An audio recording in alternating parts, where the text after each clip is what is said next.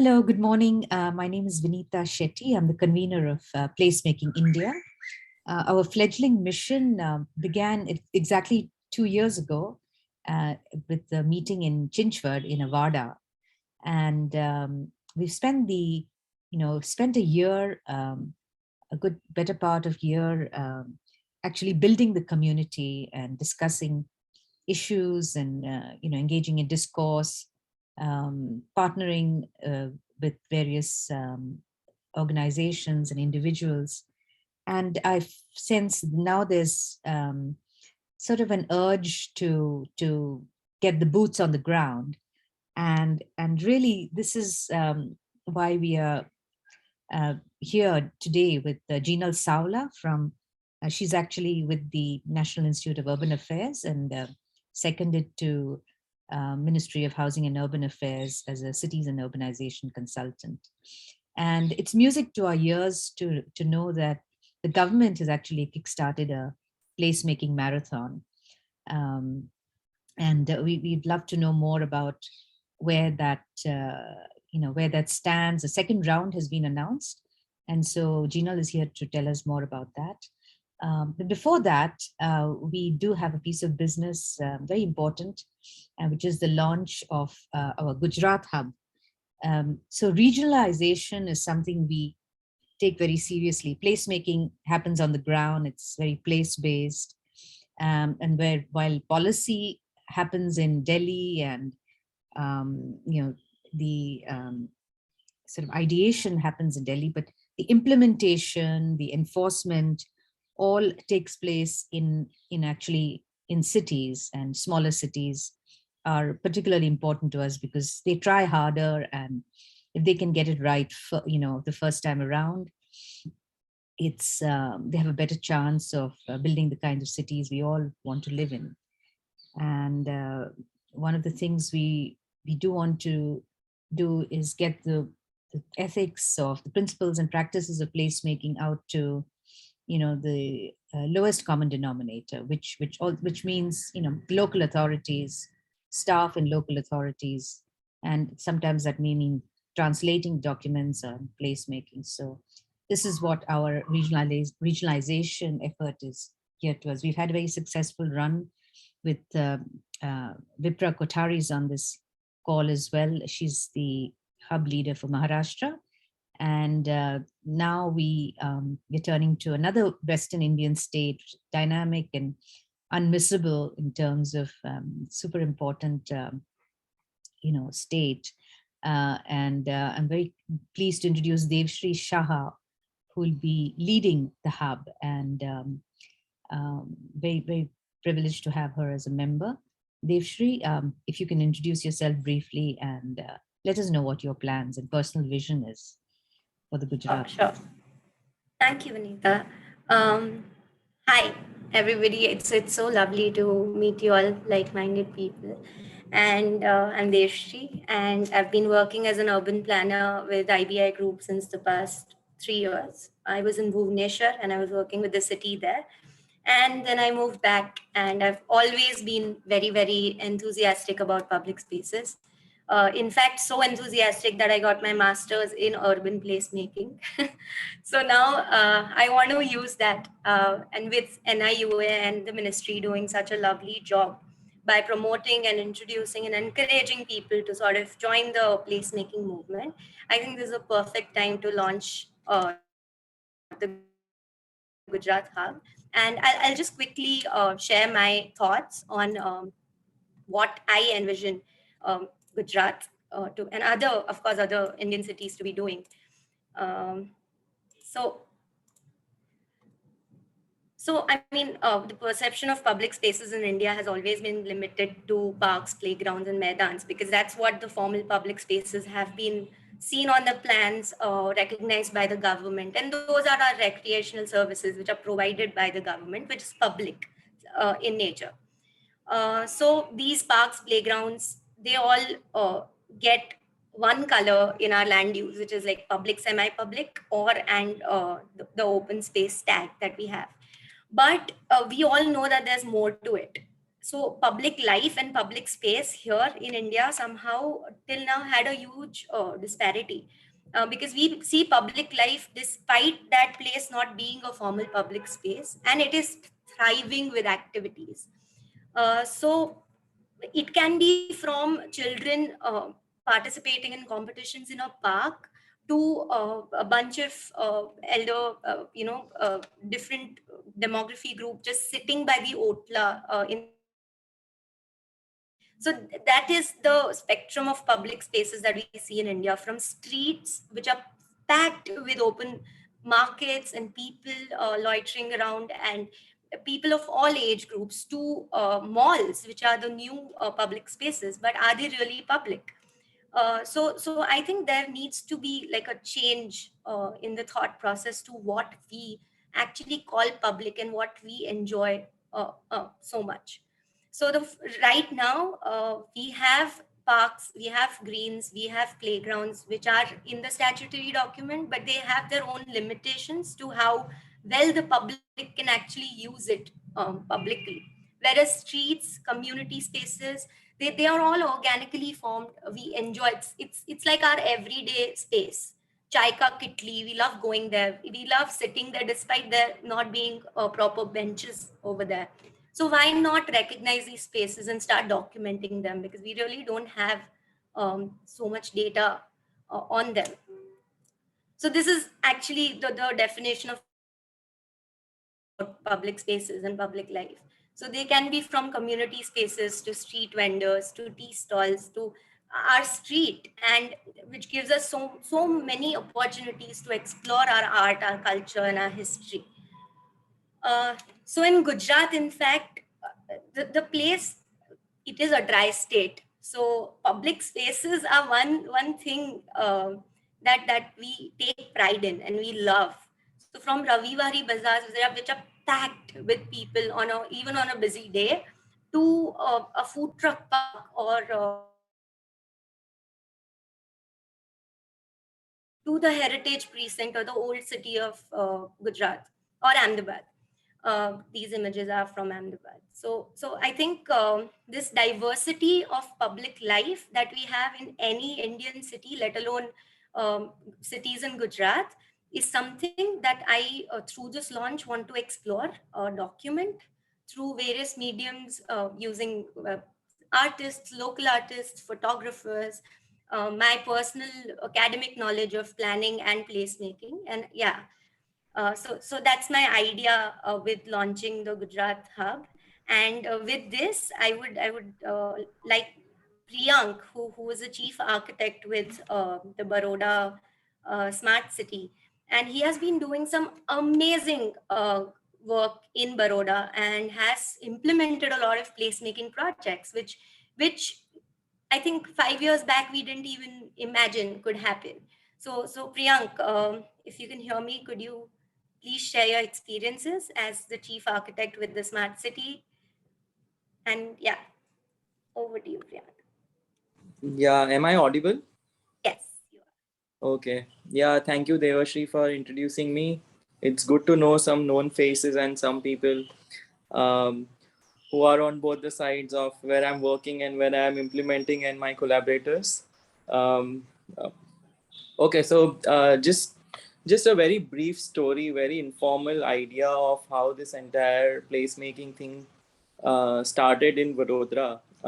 Basic idea was to use it as an experiment because of the all the things that makes a perfect placemaking project.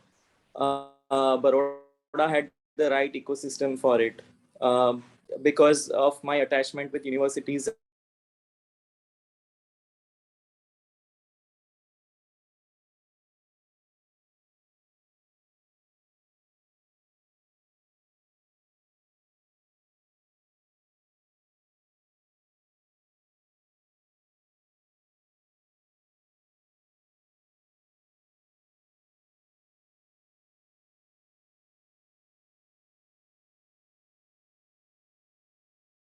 bookshelf, which we called it the urban bookshelf, where this bookseller was very dear to us, and we used to buy these art books from him at second-hand prices. So the fondness or the love of relocating him from his place, which was um, demolished by the authorities due to road extension, started this entire idea of me working with the government. So it started actually as an advocacy. And I went to the municipal commissioner and was like, "Acha, aapne ye isko hata diya, isko relocate karna hai, and this is the idea we have. So can you give permission?" So there is a sense of ownership for this bookseller also. So he's like, "Okay, then why don't you come and start working for us from tomorrow?" So I said, "Who's going to pay me?" So they're like, "The city will pay you back." So next day morning from 7 o'clock, I went to the municipal corporation and I was with him like 10 at night. And every day he used to call me, "Aaj kya naya idea?" And that's how it all started.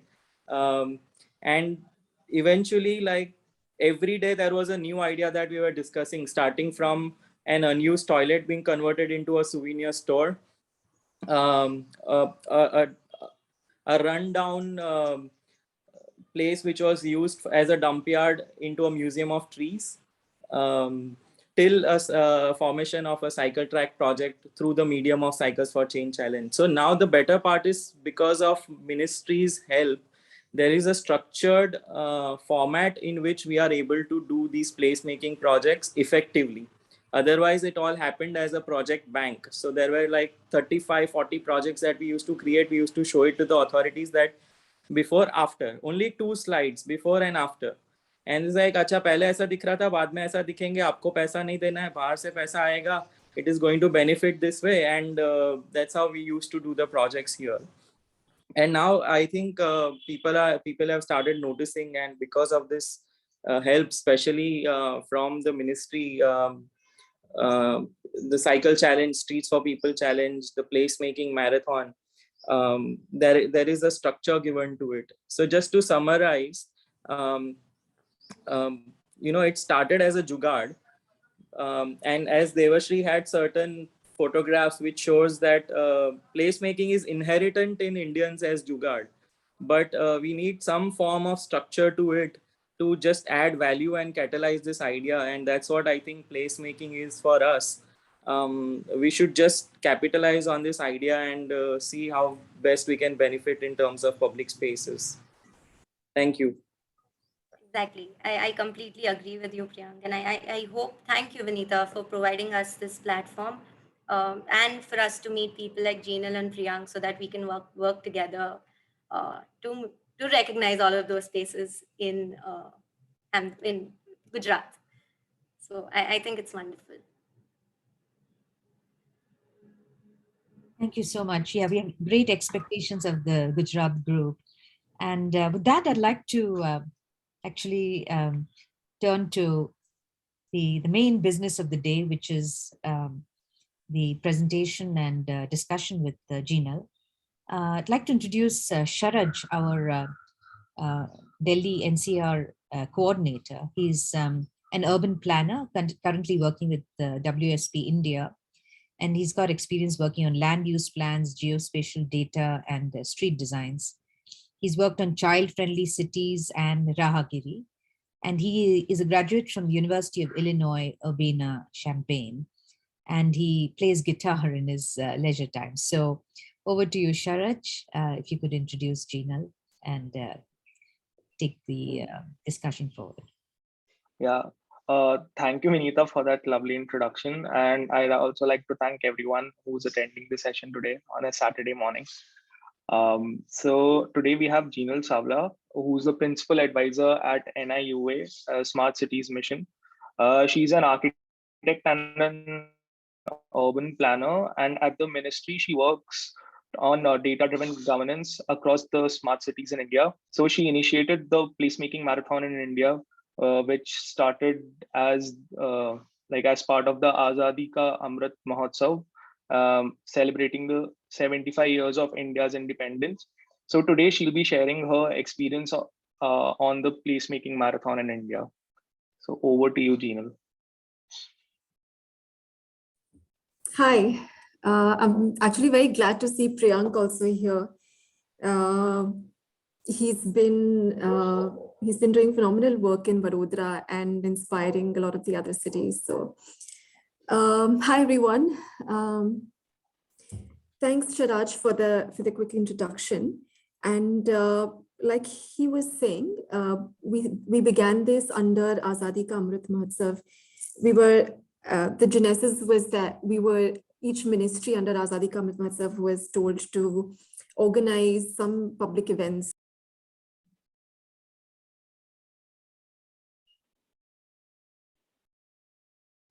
Oh, Jinal, You went on mute. voice, you're on mute. Yeah, just we missed a few things. Yeah. Oh, all right. So, okay. Did you miss everything? Should I start?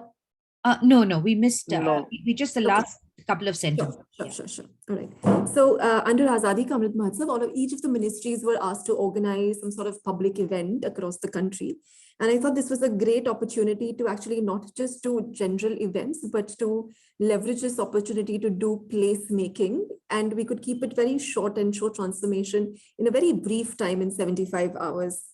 So what I'll do is maybe Sharaj, if I can request you to share your screen. And we'll quickly run through the kind of projects that were done, that were undertaken. And I'll share how some of this work is also being deepened in the cities, and what we want to do in round 2, which we're kicking off in the coming week.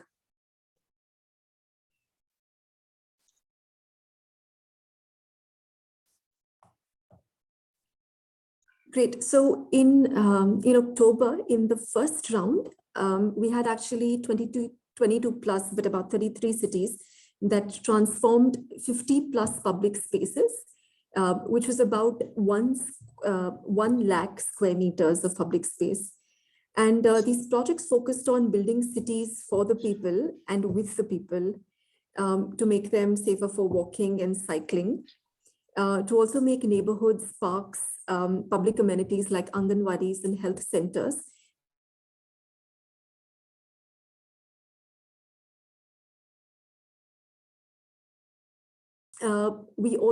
Cities also implemented design interventions that were needed for caregivers, especially for pregnant and lactating mothers. And we also tried to ensure that there's access to hygienic food in public spaces. These interventions were meant to be light, quick, and cheap, using a test, learn, and scale approach. And I'll talk about the learnings and the scaling through some of the projects as we go along the presentation. Although these projects were undertaken in 75 hours, for about 60% of those 33 cities, there has been deep work going on for a few months before through some of these challenges, or we like to call them campaigns. So through the Smart Cities mission, we've been running 5 campaigns: the Eat Smart Cities campaign, the Nurturing Neighborhoods, which is the one that is focused on young children and their caregivers, Streets for People, Transport for All, and Cycles for Change. So under Streets for People and Nurturing Neighborhoods specifically, we've organized urban design challenges in many of the participating cities. And some of the winning entries of these competitions are the ones that were taken for pilots. So there was also a lot of data collection and analysis of neighborhoods to pick up a site for the competition, or pick up a site for a pilot was also undertaken. And then the transformation happened in 75 hours. But we also had several cities who've had absolutely no engagement through any of these campaigns. There were cities like Jammu, Srinagar, Imphal, that had no previous experience. They didn't have an ecosystem of consultants or organizations supporting them, but really did a phenomenal job. And so let's go through some of these city-wise projects. So in Agartala, created 2 Anganwadis. They covered their open drains, cleaned, painted the property to sensorily stimulate young children and allow for better experiential learnings to be conducted. Similarly, in Bengaluru, there were these 2 Anganwadis in this playground that they shared in common, which was transformed again with toddler-friendly play equipment. And so keeping in mind how a child actually sees the city and experiences the city from a 95 centimeters, and what are the kind of ergonomics that are important. So here in this, for example, in this Anganwadi, we see how they remodeled the hand wash area with with anti-skid flooring, and also installed child-sized wash basins and railings. So I hope that as part of Scale Up here, we'll be able to put together these learnings into a design guideline for ergonomics that are suited for 95 centimeters, and to be able to potentially in the future also, these guidelines can make their way into the building codes. In Davangere, this is a street in an institutional area, which saw, although it was pedestrianized, it saw very poor footfall. So what the city did through this marathon time is installed lighting, installed seating. They've done some paintings on the wall and conducted many open street activities here, yoga, street climbing, etc. I hope that going forward, the city actually instills some more permanent, play equipment, as well as sports equipment, sports courts like basketball court, tennis, badminton and things like that. So this becomes an active sports street for the city. I think that's when we begin to see much more utilization, because there's a clear demand of students in that area. In Dharamshala, this actually is not a very well utilized park. It's in an area which is really frequented by seniors, because there's a complex of judiciary courts there. There's a hospital close by. So the city has seen a lot of seniors use it, but not to its best. So they decided under the 75 hours to transform it much more permanently for seniors specifically. Next, in Gangtok, this is actually a site which is a very small pocket, almost at a cul-de-sac, in a very busy market area called Lal Bazaar. And this pocket was not utilized. I mean, it was used for some unauthorized parking and used as a dumping lot. So they decided to transform this place, cleaned it up, and make it into a pocket park. Unfortunately, in the 75 hours, they weren't able to complete it because of rains. But the work is certainly on to transform it more permanently. Imphal, like I was saying, was a new entrant, so to speak, because it wasn't part of any of the ongoing campaigns.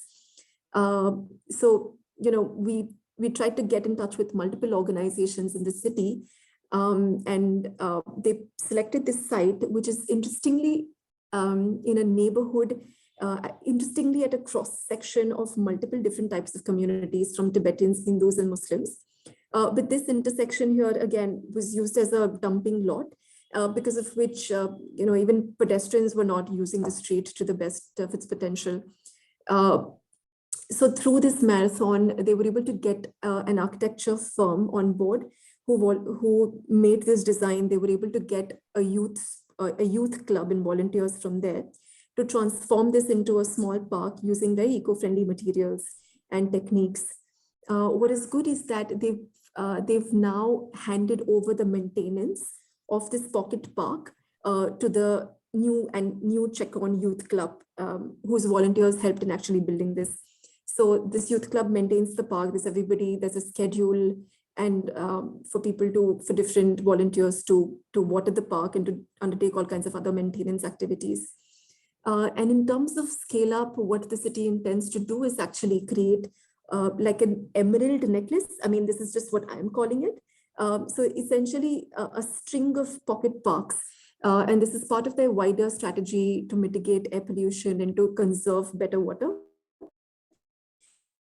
and to create more public spaces. And Imphal is going to be part of round 2 as well. Sorry, this is Imphal. In Indore, again, as part of nurturing neighborhoods here, they'd identified an Anganwadi in the Machi Bazaar area. And again, we see this is a really, really unfortunate condition for a kids' Anganwadi, where we're seeing again it being used as a dumping ground. So under this marathon, they were able to clean it up and really sort of use some of the outer spaces to very, very small tactical interventions for better learning and playing for children. in the same neighborhood, what they did is also improve the street and create traffic calming by these patterns and learning patterns on the street for better crossing and better, for children as well as the parents who come to drop and pick up. So really traffic calming measures to slow the vehicular activity here. Jabalpur, again, this is a community park that was not very well maintained actually. And so we see weeds having grown and cattle grazing in this park. So what the city did is transform this park in 75 hours. They've tried to create spaces for different kinds of age groups, for elderly as well as toddlers, as well as more young adults with jogging track and so on.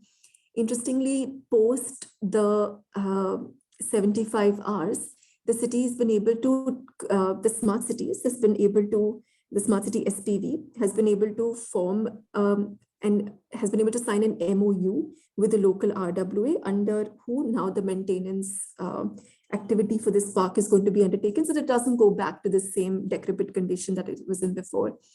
An anecdote here that I want to share is, we had a culminating event in Lucknow after this marathon where a lot of these projects were presented, and it was a ministry-wide thing. And we had a panel discussion also. So the Jabalpur CEO was telling me that it would be very, very good if we undertook a second round as well, because many corporators from different wards went to her, and they were actually kind of fighting over why their ward was not selected. And so now a lot of the corporators are working with the CEO and with the city to identify areas in their own wards. And this actually is a really good thing. And what we'd also seen as a very good avenue for placemaking is because corporators are the ones who are locally elected representatives, the most in touch with the citizens and understand the citizen needs the most. And so they are our ideal champions for placemaking, because they also have their local budgets, which are, to the size of a placemaking activity. So they really should become champions, and we're hoping to be able to engage with them much more in the cities through the marathon in second round and so on.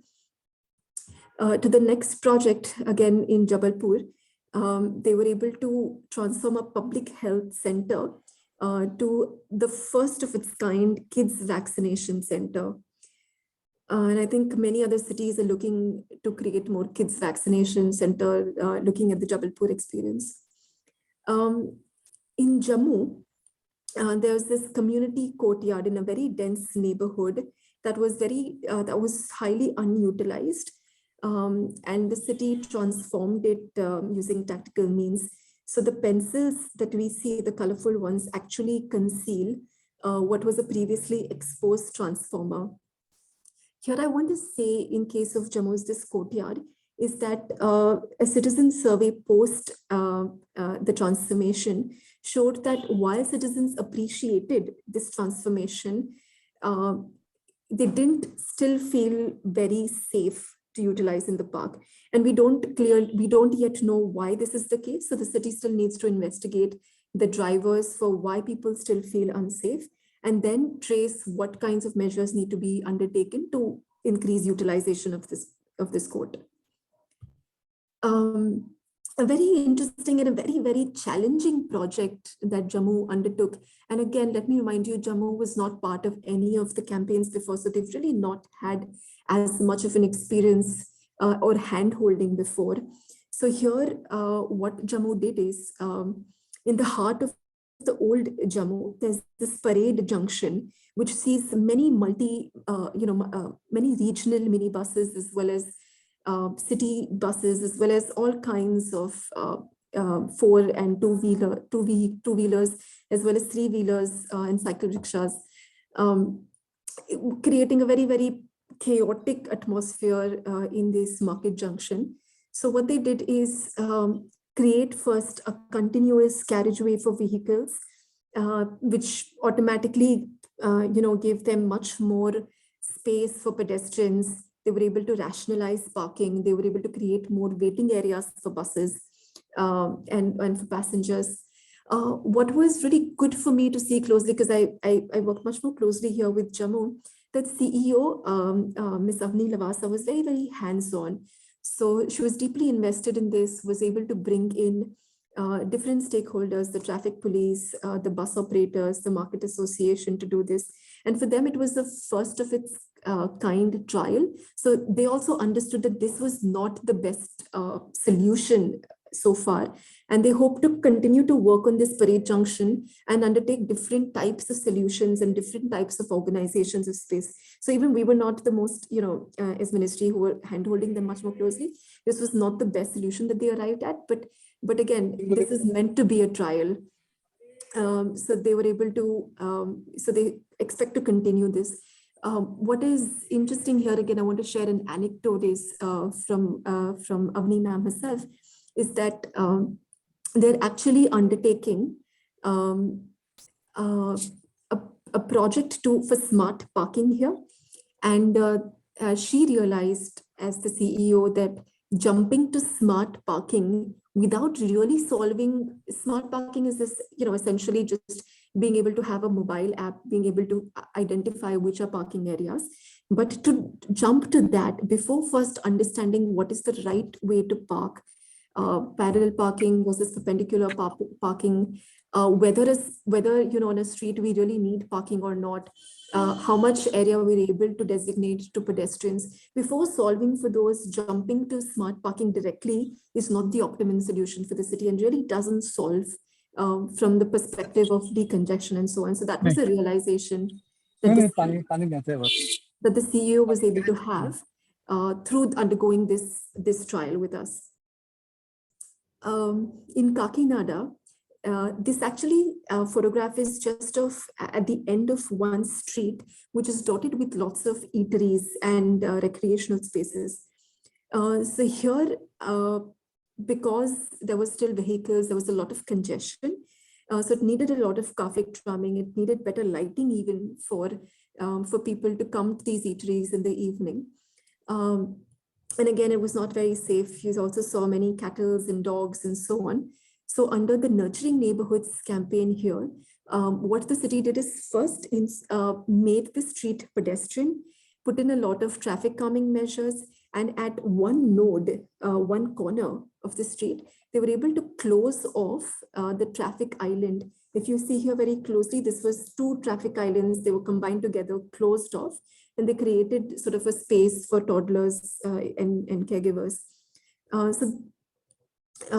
These are some of the activities that they were able to build into their design for toddlers at the end of this Eat Street.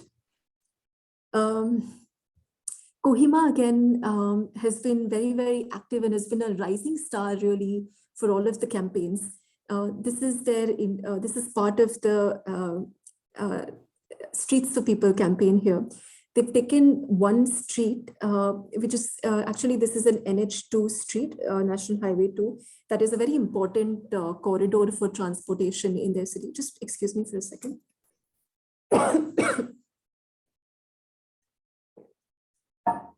So they reclaimed a large parking area here and converted it into a very thriving, vibrant, active public space.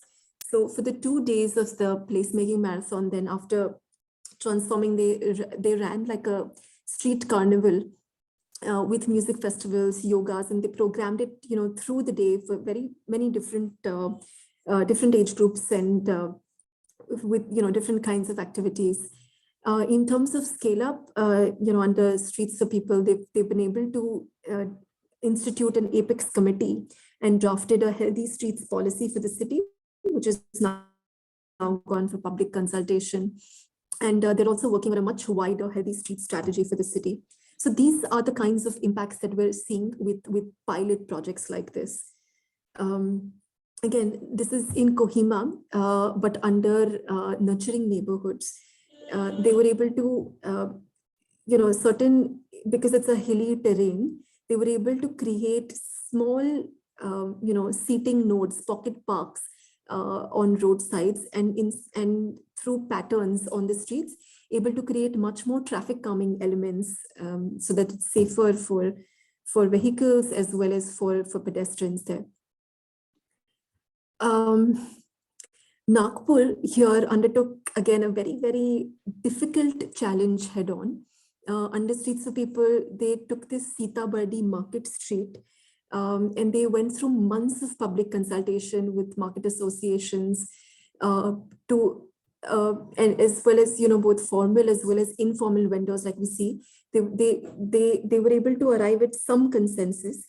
They also undertook a design competition here, through which they got some design ideas for how to create better spaces for both, to negotiate spaces for both pedestrians as well as formal and informal vendors here. So they reclaimed 200 meters of this market stretch. And interestingly, there is also a big case for pedestrianization to be made here, because there are two, at 500 meters walking distance, there are two hubs for the metros here. Here again, I want to share an anecdote from the city where, the chief finance officer from the smart city is the one who's been really championing this project. But unfortunately, I mean, during the transformation, it rained on them. But again, another challenge was that the CEO, who is a very, very sharp IS officer, Ms. Bhuvneshwari, she was not really convinced herself by these measures. So actually in Lucknow, we'd invited her to speak on the panel because we wanted to hear people who were, who were convinced as well as people who were not convinced by these efforts. So we invited her in Lucknow, and when she heard the other CEOs speak about their transformation, she, by the end of the session herself, was convinced that this is something that she wants to pursue. And before leaving the conference, she told me herself that she's going to be the one who's going to spearhead the transformation of this Sitabardi Market Street and wants to make sure that this becomes a pedestrianized street. So again, through this process and through these campaigns, we're seeing city leaders also change perspectives and become champions of some of this work. We'll move to Rourkela now. Here in this slum, this is a community of leprosy patients and their families. So because of all of the stigma that is attached to leprosy, this has been sort of a segregated community with not as much support and a little bit cut off from the rest of the city. So here again, under the Nurturing Neighborhoods campaign, the city created an Anganwadi next to an Anganwadi play area, again for both play as well as learning for the children there. Moving to Srinagar, again, the city has not been part of any of the campaigns. And I was personally very invested in making sure that the city, because it has just so much talent in that city, and it's time that we start leveraging the talent and ensuring that the public spaces are really representative of who the people are. And so here, the city reclaimed underutilized spaces of the street and created this very, very beautiful pop-up plaza in this for better circulation of the traffic, as well as for people to meet and greet. In the second project in Srinagar, again, this is at a very important junction. You see both on the right and left, these are very important streets, and this connector street is, on one side, it has a very popular park, Pratap Park, and there's a very important lane where a lot of the media outfits are located. So here the city was able to reclaim part of this connector street and make this beautiful public space here. Again, the Srinagar SPV here partnered with two of the local colleges and were able to get a lot of volunteers from these colleges to design as well as transform the public spaces. Unfortunately, though, what has happened is that while, the CEO was also telling us that there was a lot of pushback early on, and people complained that, we don't have a lot of basic amenities, and here you're pumping in money for paint and to create paints. But when they saw this sort of pop-up plaza come up, people were ecstatic. But again, there's so much tussle between, parking needs and public space needs that At the moment, they've had to give this beautiful plaza back for parking. But again, this is not a battle loss. This is just the beginning for Srinagar, and they have fantastic leadership and really talented people even in the SPV, and we think the city is really a city to watch out for. Um, Again, a few other images from Srinagar. We moved to Udaipur. Uh, Under the Streets for People campaign, they took this Pahari bus stand. In this stand, again, there were a lot of buses as well as informal and formal vendors, as well as vehicles, and everybody negotiating for their space in the city on the street here. And again, a design challenge was organized, and the winning entrants had proposed certain, again, better carriageways, fixed carriageways, better space for parking, as well as fixed space for vendors, a vending zone, and created more plaza space. And so this has been a really successful project in the city. And, Udaipur's really been doing a fantastic job with this project. And again, want to share, echo what the CEO of the corporation also told us during the Lucknow panel discussion, is that he realizes that there is so much latent talent in the city, so many architects and urban planners who are unfortunately, in doing a lot of other projects, interior. We are, some of us also coming from architecture background, we understand that to make businesses work, you have to do a lot of interior design projects and so on, whereas passion really is in making streets better. So we hope that these kinds of opportunities able to create a demand for that talent to be utilized much better and to be utilized for public spaces and to improve our cities, but there's so much need. And very glad to hear that some of this is echoed by the CEO, Mr. Nilap Saxena himself, for Udaipur. Another project in Udaipur again is this, in a low-income neighborhood in the city. They were able to create a continuous uniform carriageway, and they were through that a lot of the residual spaces are being utilized as pocket parks for the community. Udaipur has actually drafted a green mobility plan as well as a healthy streets policy, which is underway. And they want to undertake much more progressive policies like pricing for parking and so on to be able to fund for a lot of this work. So Udaipur again is another city to watch out for a lot of progressive work in terms of our public realm. Moving to Ujjain, this was a project under the Nurturing Neighborhoods campaign, where an access route, it's not just the Anganwadi and the immediate play areas, but also how we're creating better access, pedestrian access for caregivers, for parents, as well as for kids when they go to school, to make sure that those are safe. In a lot of these communities, kids go to Anganwadis themselves, even though they're 4 or 5 years old. And so to make sure that they are safe, they're well lit, and they are, stimulating as well for kids. That is something that we also need to ensure. So this was a project that sort of showed us how you can create a more safe access to an Anganwadi. And last, I'll close with the project in Vadodara, who Priyank here headed himself. And like we see this behind this gate is an Anganwadi here. And this flyover was used for unauthorized parking as well as for dumping and so on. And Priyank here brought a lot of his own understanding of sustainable materials, and they were able to rescue a lot of stones and create murals and sandpits and so on. And with Priyank's work of other colleges and students, they were able to bring in a lot of volunteers and create this really, really beautiful space. And Priyank, I think, was able to show some of this work in Barcelona very recently. And we really have high expectations from Vadodara with Priyank anchoring a lot of this work. So really looking forward to the magic that Priyank creates next. And, a lot of cities are also now looking to Vadodara for some of this work.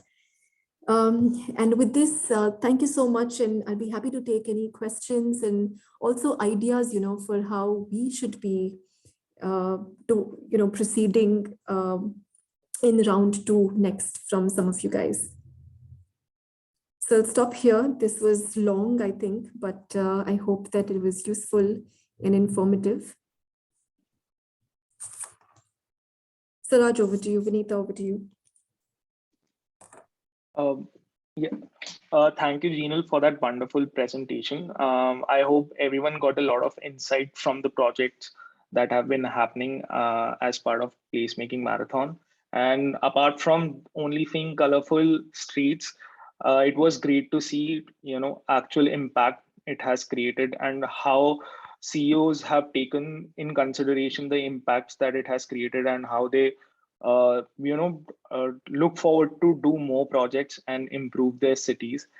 So a couple of questions that I had was, so these kind of projects involve a lot of, volunteers and NGO support. So how do you engage with, more young talents who are passionate about placemaking, and how is like cities recognizing them into involving them in such kind of projects? Yeah, absolutely. So I think what these campaigns / challenges, we use this word interchangeably.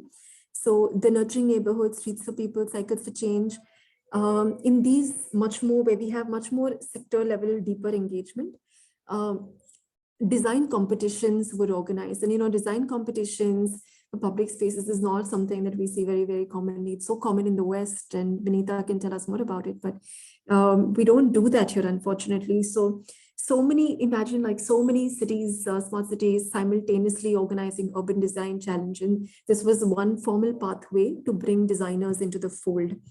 So, then what we're also encouraging cities is that leverage your local talent. So work with the design, with the urban design and architecture schools of your city, sign MOUs with them, make them your formal partners.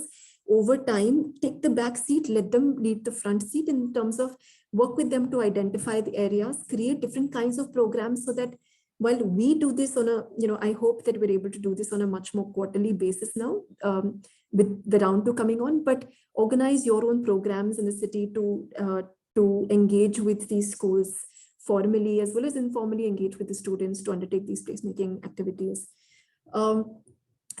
In a more formal way, we hope that we're able to create more formal design, urban design cells in the municipalities. I think that is something that there is an absolute need for. So by creating that demand, we have a ready supply already, but creating a demand, through institutionalized mechanisms like this would be really useful in the future. But I think but right now, maybe we're too early for it. So maybe we should not already watch out for or track how many urban design cells are getting created. I think we just need to first do many rounds of these marathons and create more awareness. Even just one pocket in one city is not useful till we do these placemaking in many, many different wards in each city is when you're really going to mainstream this kind of work. So I think doing more work will create demand for more placemakers. Great. Thank you. I think all the participants would keep a note of it, and they would also push and work with the cities for more involvement. And another question I had, so you said that some cities saw very high success and people were really happy to see the change, and so were the CEOs. And with some cities, the success was not at that amount at what the CEOs expected, and initially they were not convinced. So how do you draw parallels between the most successful and the least successful cities, and what lessons you could be learned from both of them, and what the least successful cities can adopt to see more higher impacts with such projects? Yeah. One thing that we have to recognize that because we're in such early phase of the marathon and this kind of work, we've only started this in May of last year. So it's just been a year and a half of this type of work for the ministry and across India. So it's very people focused. So if you have somebody like Priyank in Vadodara, things will get done. So if you know, similarly in Kohima, we've had this wonderful deputy CEO who's been a very, very important anchor in all of this wonderful work that we see in Kohima. In some cities where the CEO is aware, engaged, understand. See, it's not just about being aware, engaged. They just have so many other things going on, and these are very small, you know, small kind of also budget items on the big ticket projects that they're also working on. So in terms of bandwidth, even if they're interested, they have very limited bandwidth. In places like that, you know, in case of Udaipur, for example, CEO absolutely understands. Plus, there is a great team that they were able to get through the urban design competitions. They were able to create magic. But in some cities, what has happened is that they may not have understood this work very well.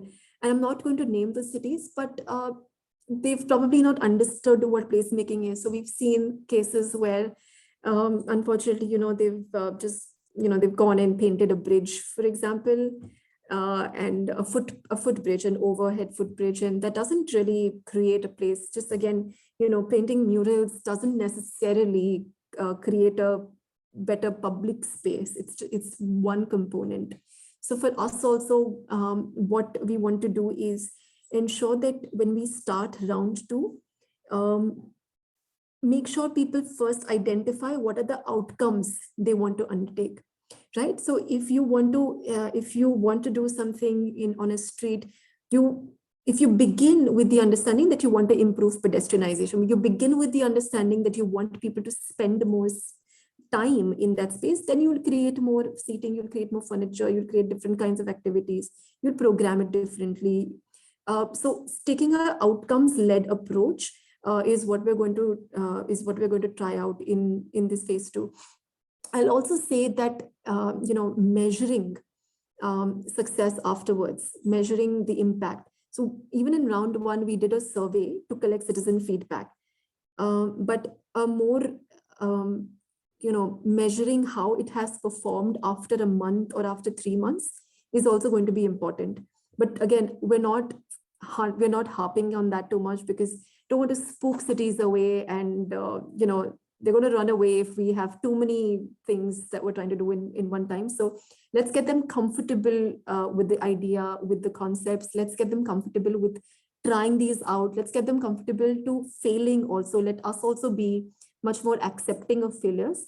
Then over time, I think we'll be able to see much more of cities all sort of raising their levels. Yeah, thank you, Jinal, on that. So the floor is now open for questions. So participants, the mic is to you. You can go ahead and ask your questions.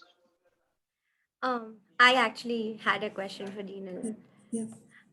Jinal, so as I mentioned earlier, I was with the Bhubaneswar Smart City and the Development Authority and municipal corporations. And I was there for 2 years, and we were working from within the government body. We had set up this center known as Bhubaneswar Urban Knowledge Center. And in that, the main idea was sharing knowledge with the decision makers and, you know, building the capacity, introduce ideas like methods like placemaking and urban design and all of those concepts that we have learned and worked with. So the thing was, there we had the opportunity to implement over 30 public spaces through the method of tactical urbanism. We've also tried establishing an urban design cell there. And the thing is, I wanted to ask you is, how do you ensure longevity of such projects? So I saw the photos and the images, and I think cities across India have done a wonderful job. But I've also seen in cities that the same projects, once documented in the first run, eventually dies out. because I think the whole system of maintenance and management, and then that sense of ownership sort of gets lost in the process, and then hence these projects do not have a long life, and then things return back to normal. So that similar thing happened with us in Bhubaneswar as well. So yeah, my first question to you is, how do you ensure longevity of such projects on ground?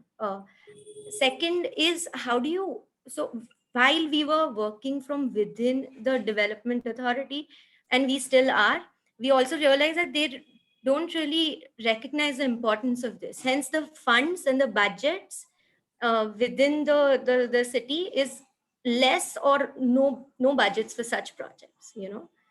So we'd also participated in Cycle for Change, and we realized that they were not interested. Like they wanted to do it just because ministry floated the competition, but there were no funds because they were under so much pressure to build roads and then to you know, sort of introduce other major infrastructure in the city that they, yeah, my question is going on, but yeah, these are the two main questions that I think are the problem areas. Yeah. Sorry, just give me a second. Sure.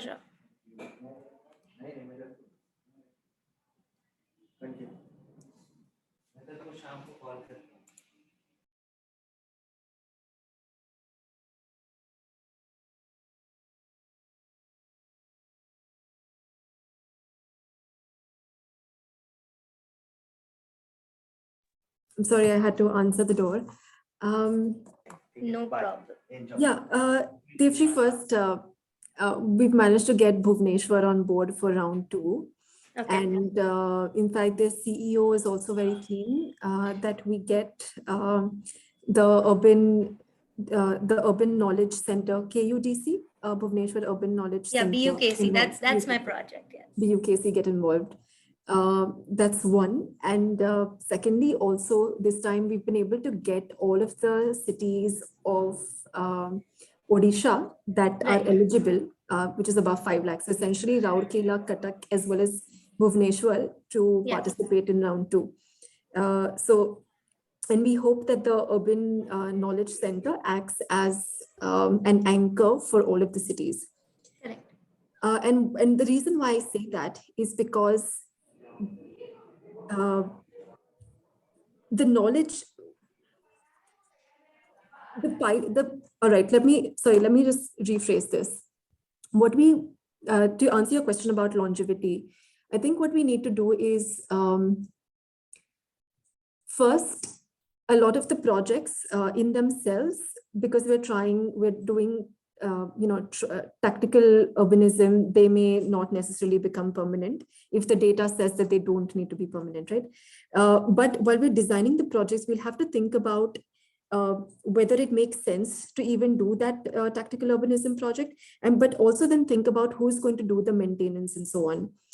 In the first round, we've absolutely not focused on that. In the second round also, I assure you that maybe 20% of the cities will be able to do that. But that's a muscle that we need to build, get cities to think about maintenance. So like I was saying, in the case of Imphal as well as Jabalpur, they were able to hand over the maintenance to the local residents. So just getting RWAs much more involved and getting community ownership of some of these spaces is going to be an important way to ensure longevity. But not to say that the city can wash off its hands from everything and just let the RWA take care of everything. But coming to longevity again, we've talked about test, learn, and scale. So in terms of scale, like we're saying, we're talking about a healthy streets policy. We're talking about introducing a lot of these components into the building codes. So I think that is what will over time ensure that these go into official formal municipal processes. And then thirdly, about people getting this kind of talent institutionalized in the cities, whether it's an apex committee which is temporarily, or whether it's it's a design cell that you constitute. I think these are hard because just the way municipal governance also works, you can't just set up a new center, right? So we will have to work through the loopholes, through the gaps, create, create organizations like BUKC that constantly do advocacy, which is much more in touch with or works much more closely with the SPV and so on. Hope that they are able to carry some of this work forward if we're not able to institutionalize some of this. But the idea, what will help in long, I mean, we should look at a horizon of 8-10 years. We can't look at a horizon of 2 or 3 years.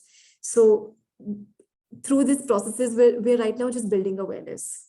Even through these projects, we're building awareness.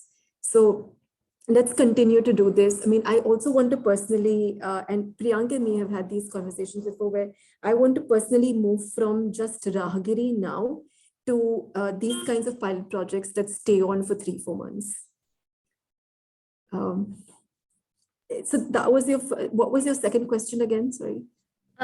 My second question was, how do you ensure funds for these things? Because I know that cities are still in that phase of learning about the concept through the amazing things that you have been doing. Right. But then they're still hesitant to sort of give a part of their fund to dedicated to implementing such projects on ground. So I'll tell you, it's not hesitance. We are right now working with just the Smart City SPV, right? So the mission has been going on for 6 years now. And so a lot of the funds actually are already tied to projects. So on paper, the funds have actually been sanctioned and allocated to projects, or, people have been hired, lots of procurement has already been done. Right. So once the funds have been allocated, then the SPV actually doesn't have remaining pot of money to be able to do this. So unfortunately, they're waiting either for some funds, grants to arrive, and they happen at specific times of the year. And if the marathon is happening before that, when they don't have funds, they can't participate. So Gangtok, unfortunately, is going through the same thing. Agartala is going through the same thing, where there's a very large dependency on central funds or state funds. They don't have the money, right? And hence, like right now, I'm so disheartened, but they're not going to be able to participate in this round too. Right. So unfortunately, that is the kind of budget cycle, fund cycle that we're working with, where they're either tied or they're not available at that moment. We will have to also, cities might have to creatively try to think about funding as well, whether it's through CSR and so on. But again, those are makeshift methods. We'll have to demonstrate the need for this and create demand so that there is greater fund used for this. But I also do want to say that where projects for which there is fund allocated, like if we're seeing roads, there is nothing stopping us from incorporating some of these learnings into those road district design, right? So we have to find ways in which projects for which fund is allocated influence those projects in a way that they're utilizing these learnings. I completely agree. It's just that it's been a little difficult first explaining this whole importance of public spaces and the concept why placemaking should be packaged into every process that we do. So it's not specific. Public space cannot be a specific project. In fact, if the works department is carrying out a street maintenance work or a road improvement project, I think that element of public space or that element of placemaking should be incorporated within the process. And I think that is where we need to stop working in silos. Yes, and sorry to interrupt, but that will only happen when we work much more closely with various departments and city engineers who are the ones who are actually sanctioning and doing these projects. So I completely agree. But I think it's amazing. As a placemaker myself, I'm thrilled to see so many things now finally happening in India through the ministries nurturing neighborhoods and streets for people. And I think it's the need of the hour, especially post-pandemic. So thank you. And I hope that we're able to create more opportunities for people like you. Definitely. Oh, yes. I would love nothing more than that. Thank you. Yeah, that's it from my side. Thank you, Devshri, for that question. Anyone else who has questions or suggestions You don't have to like restrict yourself only to placemaking marathon. You can also like have questions or suggestions regarding the whole placemaking scenario in India. I'd just like to ask Jinal, because you raised a beautiful metaphor, which is necklace of emeralds. And I wanted to add a few sapphires among them, because too much of placemaking is, around asphalt. And especially with the upcoming annual event in mind, we have a waterside theme in February for our annual event. And it's going to be by the lakeside, by the seaside and riversides. We have different locations. We'll be having activities and conferences. And I feel that, waterside, because we have water bodies ranging from step wells, to the oceans. And I would like to see more of, possibly in future rounds, have more water-based, placemaking. Because it's also a way to solve some of the problems of, if you create a public destination around water, that's a great way of drawing attention, building the political will to clean up the water, because that's a huge issue. I know a lot of the smart city projects, the funding is going into building, ways to stop sewage going into the river and the riverfront development. So just something to bear in mind. Thank you actually so much for saying that. I wanted to do this for round 2, but I didn't think that we were ready for it, because we just need to build a muscle for this, for street spaces. But absolutely, in the next round, I think we'll do that. And I've also identified a few folks who do this on almost on a marathon basis also. So hopefully be able to bring in mentors that can work with cities, because so far, I think we've been working with cities on streets much more, in parks than, harder surfaces. It is going to be tricky, but that's certainly the direction which I hope to move post this one. That's great. Thank you. And another thing I want to suggest is, nothing works like benchmarking. And that's something I've noticed definitely on the international level, like cities are vying with each other for benchmarking. And from what you said also, with CEOs, when they get together, they say, oh, we should have done that, or we want to do that. And even at the ward level, they're vying for activity. And especially if it's third-party benchmarking. And so that's where we can offer, play a role through, possibly awards at our, not at this event, but maybe in 2023, which, would be more pertinent for some of the street transformation projects. We can, nominate you or, other people as jurors, and actually give awards to cities who have got a stewardship plan in built, and who've taken the right steps. So we want to see systemic change, even while it's tactical urbanism. This is public money being spent, and so it's very important to have a strategic approach and something which is long term. And so we're quite very supportive of this move, and so we'd like to offer through like an awards night, possibly like a way of benchmarking and right. Yeah, so I would just like to separate the words benchmarking and recognition. So I think we definitely intend to have more formal recognition of these projects in our upcoming event in Surat. But yeah, I think benchmarking, like almost a third-party audit, is something that we could look into going forward. Yeah, I'll definitely take you up on that.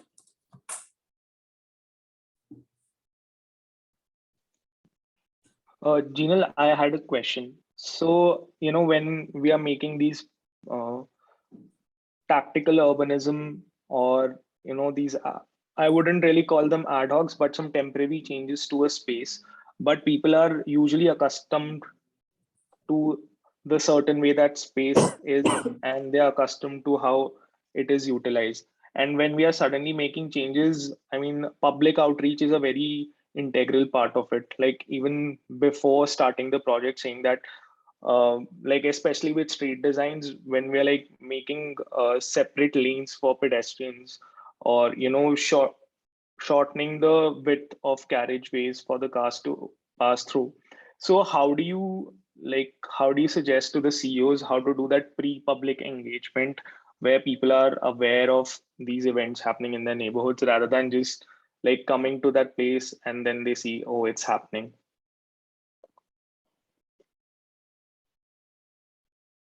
You're on mute, G. Yeah, I think before the work happens, there is like serious rounds of consultations and negotiations. Sorry, just give me a second.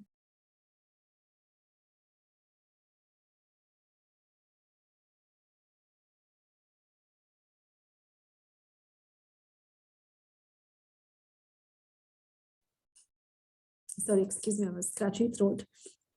So I think consultations built into the process of the design process is one way. Organizing design challenges, of course, that particularly targets only the design community, but that's one way to bring them into the fold. But a lot of general sort of awareness building outreach activities can be taken up before. What we are also doing in terms of awareness building is getting cities to organize public events after the marathon, after the placemaking is over. So one, getting residents involved in some of the as volunteer work, but you also don't want too many unskilled people in helping you. So that is a part, when a bit of negotiation is required, but organizing some sort of public events at the transformed place is a great way to build awareness about what is a good public space, what was the process like, and those kinds of activities can also be fun, etc. So that's what we've also done in round one. Yeah. Great. Thank you for that. Because, I used to work with Rahagiri, and then although like in some places it would happen every Sunday, but still there are like new residents who are not aware of it. So they are very startled as in like why this particular street is blocked. I mean, we use this every day. And then like we'd negotiate with them, hey, it's just going to be for like a couple of hours. But that's like a very back and forth thing. Sometimes it just gets wild. So yeah.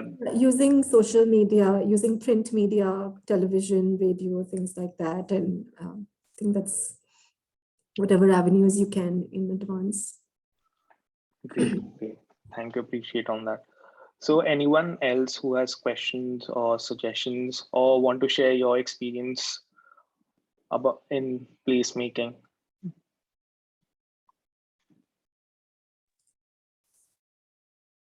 Shuraj, I'm actually unfortunately have to sign out, but I'm happy to take any questions offline via email afterwards if there are, or any even ideas. Doesn't have to be questions, even ideas, suggestions for what we should be doing. Very, very welcome. Yeah, Gina, if you can share your email on the chat, and obviously we'll let members who couldn't make it also, they can see the recording and contact you. So jsaula@niua.org. Thank you so much, Gina.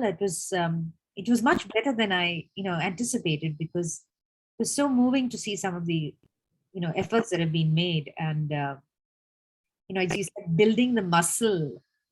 That's one of the ideas that stays with me: building the muscle for maintenance and making the city habitable for, especially for some of the low income settlements, that and the Anganwadis, that leprosy colony. It was really moving to see some of that. And I wasn't aware of it. So thanks for sharing everything.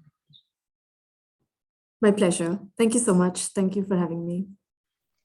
Thank you, Jinal. Thank you for taking out time and sharing these wonderful information and pictures with us. We hope to like continue and reach out to you for more placemaking opportunities and working together as a community. And all the best to Devshri for the Ahmedabad hub, the Gujarat hub. Thank you so much, Jinal. I will surely get in touch with you for more, learnings. And yeah, definitely want to take it up. All right. Thank you so much, everyone. Bye. Thank you, Jinal. Bye. Thanks everybody for attending this really. Thank you, Vinita.